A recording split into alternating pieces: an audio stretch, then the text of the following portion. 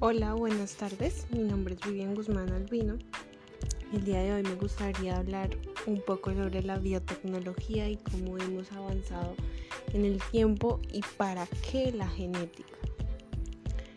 Primero me gustaría dar una conceptualización de qué es la biotecnología, lo cual se ha definido como la aplicación de organismos, sistemas y procesos biológicos en las industrias manufactureras y de servicios.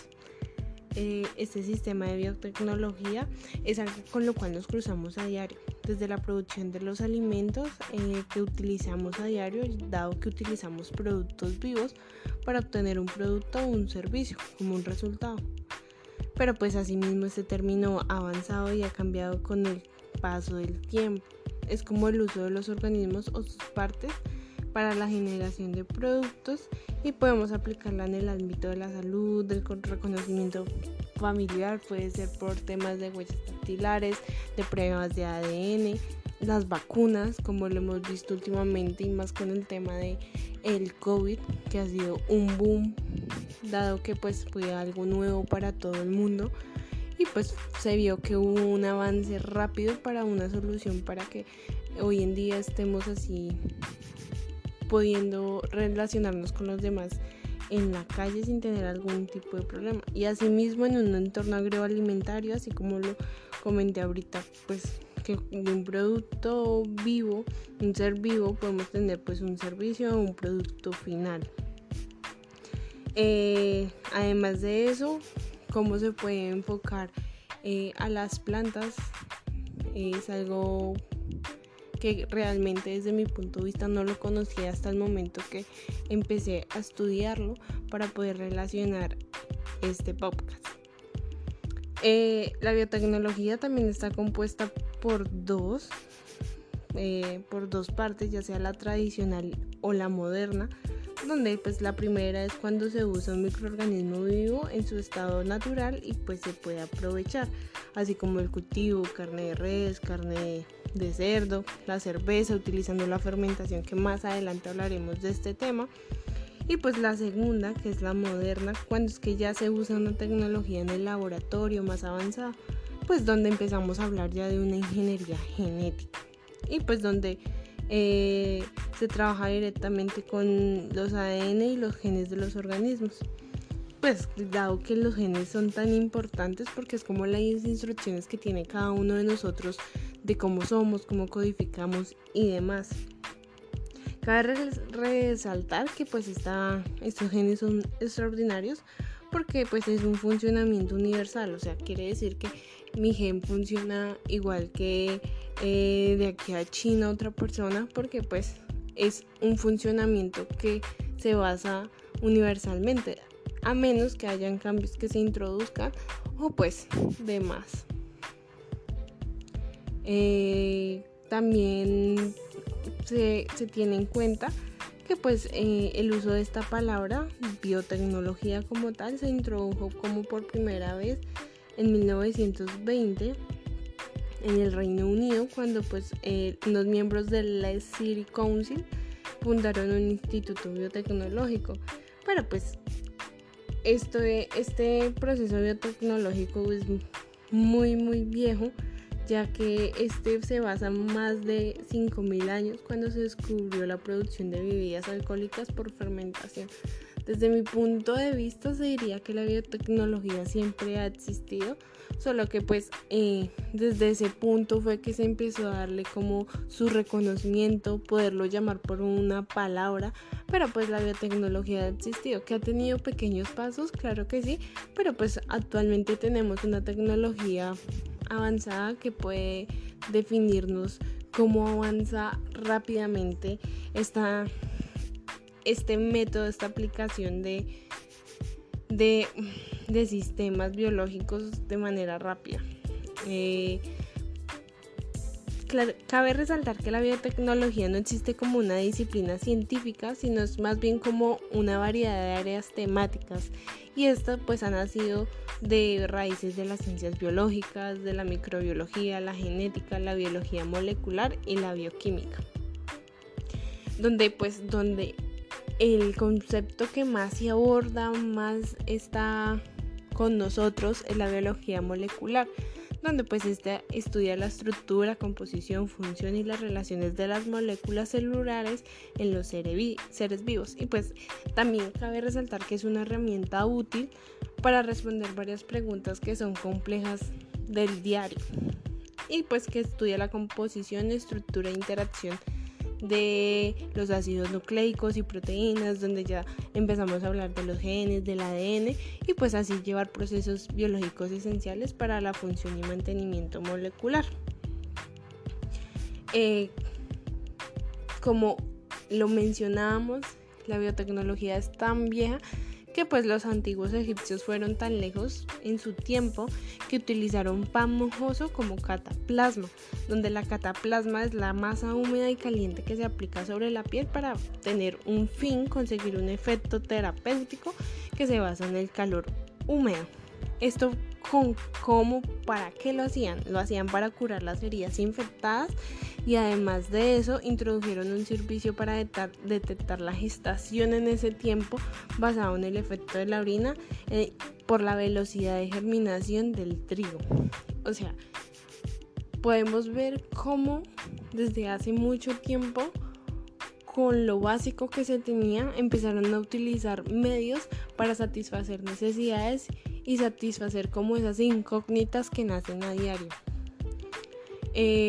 También se podría decir que pues es muy vieja como el estado del ser, y por otra parte el avance más significativo de esta última tal vez ha sido el desarrollo de la reacción en cadena de la polimerasa, o como todos la conocemos, el PCR, que pues desde mi punto de vista es la primera vez que la abundo de esta manera más profunda, porque a mí me hablaban de PCR y era como, sí, para hacerte la prueba del COVID, pero o sea, PCR para mí era como cuando te metían el copito dentro de la nariz o la boca para poder pues saber si tenías COVID o no, pero no sabía que esto tenía una trascendencia. PCR no era que se llamara solo la prueba del COVID, sino que tiene una trascendencia de más allá, donde la PCR es una técnica de biología molecular que busca amplificar millones de veces un fragmento del material genético, y pues por su fiabilidad y precisión se considera una prueba de referencia para el diagnóstico de una infección. Por eso esta vez en el COVID era tan precisa y nos podía identificar si sí o no teníamos este virus, sabiendo si teníamos síntomas o éramos asintomáticos. Esa prueba lo podía detectar de cualquier manera, por lo cual esta investigación científica se convirtió en una rutina automática de procesos que antes requerían procedimientos pues artesanales e imprecisos, que podía ser como si no es, estamos fallando, ¿qué puede pasar? Teniendo en cuenta pues lo que estamos hablando, también podemos combinar la tecnología del ADN recombinante, que pues también ha tenido un impacto en la industria. Pero primero sería hablar de qué es y de qué procesos conlleva. Pues el ADN recombinante es una tecnología que utiliza enzimas para cortar y unir secuencias de ADN del interés que queramos. Las secuencias de ADN recombinados se pueden colocar en unos vehículos llamados vectores, que transportan el ADN hacia el lugar adecuado de la célula huésped, donde puede ser copiado o también puede ser expuesto. Se puede decir que este ADN recombinante es donde empezamos a hablar de un proceso, donde un plásmido bacteriano, donde el plásmido lo podemos identificar como una molécula pequeña de ADN circular que pues se encuentra en las bacterias y algunos organismos microscópicos. Entonces, cuando tenemos ese plásmido bacteriano al que se le ha añadido un gen de interés, donde este gen se busca replicar mediante la tecnología recombinante. Lo que sucede en el proceso es que se abre el plásmido y se introduce el gen blanco. Este proceso se lleva a cabo por las enzimas de restricción. Cuando hablamos de enzimas de restricción, quiere decir que es una proteína aislada a partir de bacterias que cortan las secuencias de ADN en sitios específicos de esta misma secuencia, lo que produce fragmentos con una secuencia conocida en cada extremo. Y pues el uso de estas enzimas es importante para determinados métodos como lo que estamos hablando en este momento. Después de que esta enzima se lleva a cabo, posteriormente el gen blanco se pega al plásmido utilizando el ADN ligasa, la cual es una enzima, por lo que se tiene como resultado un plásmido recombinante. Después de esto se realiza un proceso de transformación, el cual es el mecanismo para asegurar la replicación e identificación de la molécula recombinante dentro de la célula. Es un proceso que si lo hacemos técnicamente se ve complicadísimo, pero literal es como tener ese plásmido, es como con la enzima de restricción ayudarlo a cortar, con un gen lo unimos con la enzima ligasa y así mismo empezamos un resultado y un proceso de transformación y ahí hay una célula recombinante. Actualmente, pues con la introducción del PCR y las enzimas de restricción y las técnicas de secuenciación, hay una abundancia de amplificados exponencialmente de las posibilidades que ofrece la tecnología del ADN, ya que permite pues la amplificación de estas secuencias específicas sin la necesidad de que sea clonado en una célula. Teniendo en cuenta lo anterior, se busca las áreas en las que se ha tenido un mayor impacto como la industria farmacéutica y agroalimentaria. Una de las aplicaciones farmacéuticas que por lo menos a mí me llamó mucho la atención fue la atención en la transferencia de la Escherichia coli, donde la Escherichia coli es una bacteria que se encuentra normalmente en el intestino del ser humano y de los animales de sangre caliente, y la mayoría de estas cepas son inofensivas, pero sin embargo una de ellas, como el E. coli productora de toxina Shiga, pueden causar pues graves enfermedades a través de los alimentos. Esta bacteria pues también se puede transmitir a través del hombre por consumo de alimentos contaminados como productos de carne cruda, leche cruda, entre otras. Entonces, ya sabiendo esto, quisiera que nos enfocáramos cómo esta bacteria funcionó, el gen de esta bacteria funcionó para que se hiciera una transferencia y existiera la insulina, utilizando esto para un tratamiento de la diabetes tipo 2. O sea, cómo cogemos una bacteria, lo transformamos y lo utilizamos para algo que anteriormente los diabéticos no tenían opción. O sea, no había una opción de insulina, no había una opción de un tratamiento, pero con esta investigación sí avanzó. Y por avance, pues quiero decir que fue grande, ya que este fue uno de los primeros productos biotecnológicos modernos aprobados para la venta más o menos en los años 90. Entonces, donde que uno empieza a decir, bueno, ¿cómo funcionó? ¿Qué es la insulina? ¿Qué pasó? Pues la insulina es producida por el páncreas, que pues, es un órgano de nuestro sistema y se utiliza para metabolizar el azúcar y otros hidratos de carbono. Cuando nosotros no producimos nuestra diabetes, el cuerpo empieza pues no a funcionar y está buscando, bueno, ¿qué vamos a hacer? Entonces ahí es donde la insulina es producida por lo que necesita. Los enfermos de diabetes no producen la suficiente cantidad de insulina, por lo que se necesitan inyecciones diarias de esta hormona que hasta el momento se obtenía del páncreas de vacas y cerdos. La insulina animal no es, sin embargo, idéntica a la humana y ello provoca problemas a un porcentaje pequeño de enfermos. El proceso que se llevó a cabo fue pues un ingenio total, donde utilizando las bacterias de E. coli como factorías en miniatura para producir de forma separada las cadenas A y B de la insulina humana, introduciendo los genes que las codifican en las bacterias mediante un vector.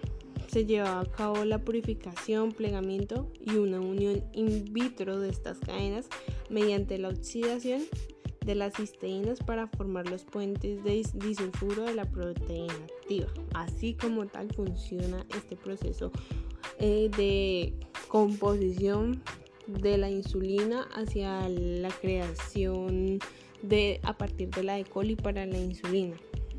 Entonces ahí es donde uno dice, wow, cómo logran eso desde una pequeña bacteria que tal vez es insignificante, pero con unos cambios, con unos estudios puede llegar a ser una cosa muy importante. Cuando la biología molecular comenzó a satisfacer pues estas necesidades de proteínas auténticas y puras, comenzó la demanda de derivados no auténticos.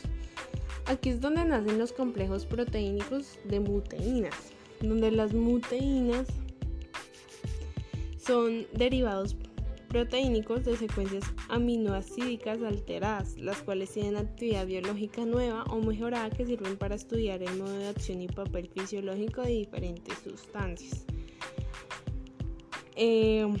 Teniendo en cuenta lo anterior, esto se hace porque las técnicas del ADN recombinante también han sido muy útiles para identificar y convalidar nuevos fármacos, sobre todo en el área de las enfermedades infecciosas, y pues también para determinar genes víricos que son importantes, se vuelven potencialmente importantes. Dentro de otras aplicaciones de la biotecnología también encontramos la medicina forense y las vacunas. En la primera se aplica la determinación de las huellas dactilares genéticas de modo específico, la PCR y las enzimas de restricción. Estas técnicas pues se aplican en la actualidad en la medicina para las investigaciones policiales con el fin de identificar individuos a partir pues de las muestras biológicas, además de sangre, semen, saliva, piel, cabellos que se encuentran en casos de muerte, violación y otros tipos de agresiones. Por otro lado, las vacunas, que para mí las vacunas son como uno de los mejores descubrimientos, inventos que se han hecho, que es una sustancia compuesta por una suspensión de microorganismos atenuados o muertos que se introducen en el organismo para prevenir y tratar determinadas enfermedades infecciosas. Además, pues estimulan la formación de anticuerpos para conseguir una inmunización contra diferentes enfermedades. Son una vía simple y económica para reducir los costos que provocan las enfermedades. Es mejor crear una cura, no una cura, sino algo que pueda como parar una enfermedad o una infección, a tener que, por ejemplo, tener en el hospital miles de personas con el mismo síntoma, sabiendo que se puede controlar por medio de una vacuna que con los medios adecuados y las investigaciones adecuadas pueden llegar a ser más económicas y fáciles de llevar. Y dado que no se puede dejar avanzar, cabe resaltar que existen dos estrategias clásicas para la vacunación, donde una de ellas consiste en la vacunación con microorganismos patógenos muertos o con unidades de estos, y pues la otra se utiliza para virus o bacterias vivas atenuando que no causan la enfermedad pero proceden de un microorganismo patógeno. Me gustaría ir finalizando con lo increíble que la biotecnología puede actuar desde la industria agroalimentaria.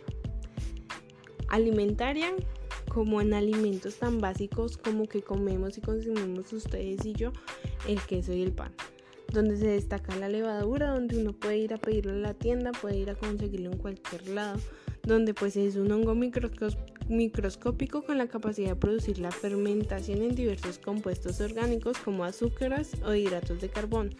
Cabe resaltar que en este proceso con levadura está la cerveza que a todos nos encanta, nos gusta, que para el momento de reuniones están presentes. Esta cerveza que cada uno de nosotros consumimos o ya se consumió tiene una historia biotecnológica porque utiliza la levadura para estar, la cual representa un proceso más básico,